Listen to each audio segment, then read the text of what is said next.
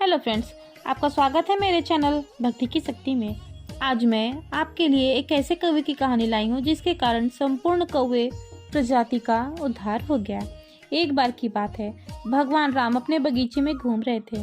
तब उन्होंने देखा कि एक कौवा अंगूर की बेल पर बैठा है।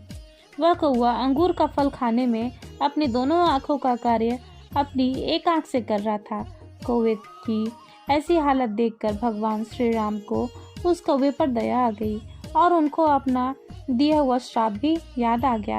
एक बार इंद्रदेव के पुत्र जयंत ने भगवान श्री राम की परीक्षा लेने के उद्देश्य से कौवे का रूप बनाकर माता सीता के पास आया और माता सीता के पैर में चोंच मारी, जिसके कारण माता सीता के पैर से खून बहने लगा। माता सीता के पैर से खून बहता देख भगवान श्री राम को क्रोध आ गया। भगवान श्री राम जान गए कि यह इंद्र का पुत्र जयंत है। फिर उन्होंने कौवे बने जयंत को दंड देने के लिए बाण उठा लिया और जयंत पर बाण छोड़ दिया। जयंत भाग भाग कर सभी के पास गया, लेकिन उस बाण से जयंत की रक्षा किसी ने नहीं की। फिर वह बाण जयंत की आंख में लगा, जिससे उसकी एक आंख फूट गई। भगवान श्री राम तो परम दयालु हैं। अपने बगीचे में अंगूर की बेल पर बैठे उस कौवे की हालत देखकर प्रभु श्री राम को दया आ गई और भगवान राम ने उस कौवे को अपने पास बुलाया और उस कौवे से वरदान मांगने को बोले। कौवे ने कहा, मैं वरदान लेकर क्या करूँगा? वरदान लेकर मैं इस लोक के सुख तो भोग सकता हूँ, लेकिन फिर भी रहूँगा तो कौवा ही, जिसके रूप से सभी लोग नफरत करते हैं, जिसकी बोली से लोग नफरत करते हैं, जिसके स्वभाव से लोग नफरत करते हैं।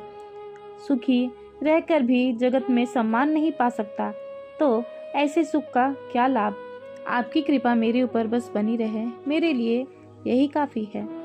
कौवे की ऐसी दीनवाणी सुनकर भगवान श्री राम बोले, इस लोक में हर जीव अपने कर्म के अनुसार शरीर पाता है, कभी कौवे के रूप में, कभी कुत्ते के रूप में, कभी जानवर के रूप में, कभी मनुष्य के रूप में, और हर जीव अपने इसी रूप से सुखी है, उससे प्रेम करता है और इसी रूप में रहना चाहता है।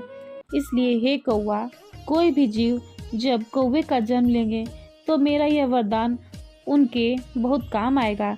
इसलिए मैं तुम्हें वरदान देता हूँ कि किसी भी समय भूत वर्तमान भविष्य की सभी बातें तुम्हारी आंखों के सामने रहेगी।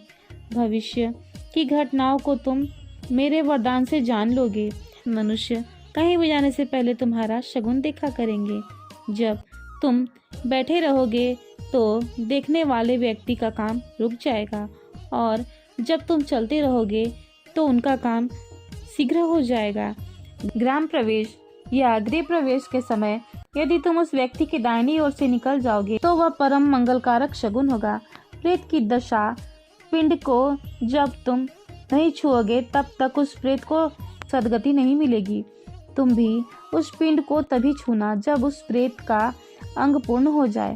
फिर भगवान श्री राम कहते हैं कि कौवे, मैं तुम्हें यह वरदान भी देता हूँ कि जब लेखक कुछ लिखते समय कुछ भूल जाएंगे तो वे उस स्थान पर तुम्हारे पैर का निशान बना देंगे।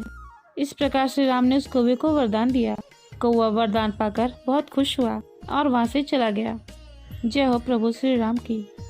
फिलहाल इस वीडियो में इतना ही है। अगर आपको मेरी ये वीडियो अच्छी लगी हो तो मेरे वीडियो को लाइक करें और ज़्यादा से ज़्यादा शेयर करें और मेरे चैनल को सब्सक्राइब करना ना भूलें। वीडियो में अंत तक बने रहने के लिए आपका धन्यवाद।